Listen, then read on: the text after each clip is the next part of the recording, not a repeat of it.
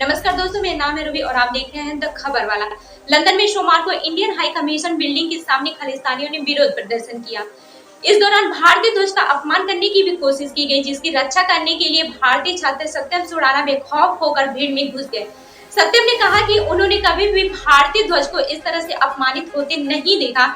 उनकी चेतना ने उन्हें इसकी रक्षा करने के लिए प्रेरित किया और उन्होंने ऐसा ही किया। Satyam Surana London School of Economics के छात्र हैं। सत्यम ने कहा कि जब मैंने देखा कि भारतीय ध्वज का अपमान किया जा रहा है तो मैंने उस महिला पुलिसकर्मी के पीछे चला गया जिसने जानबूझकर ध्वज पर पैर रख दिया था।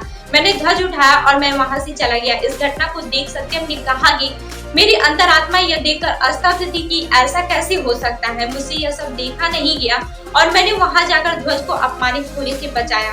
प्रदर्शनकारियों में से एक ने इंडियन हाई कमीशन बिल्डिंग के सामने खड़े होकर भारत विरोधी और सूरत विरोधी भाषण दिया और फिर भारतीय ध्वज को जमीन पर फेंक दिया। सत्यम घटना के पास ही खड़े थे। खालिस्तानियों के आगे बढ़ते ही वह आगे बढ़े और सड़क से भारतीय झंडा उठा लिया। इस हरकत से कुछ खालिस्तानी भड़क उठे। हालांकि घटना स्थल पर मौजूद मेट्रोपॉलिटन पुलिस अधिकारियों ने स्थिति संभालने और सत्यम की सुरक्षा के लिए उन्हें सुरक्षित वहां से बाहर निकाल दिया।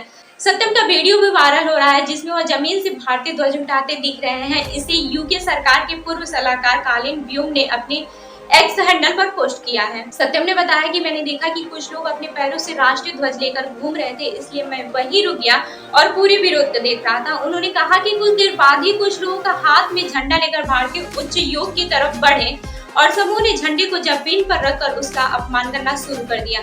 सत्यम ने आगे कहा कि इस मामले के बाद मेरे माता पिता मेरी सुरक्षा को लेकर काफी चिंतित है, लेकिन मैंने जो किया है उससे वो काफी खुश है। मेरे सभी दोस्त को बहुत गर्व है।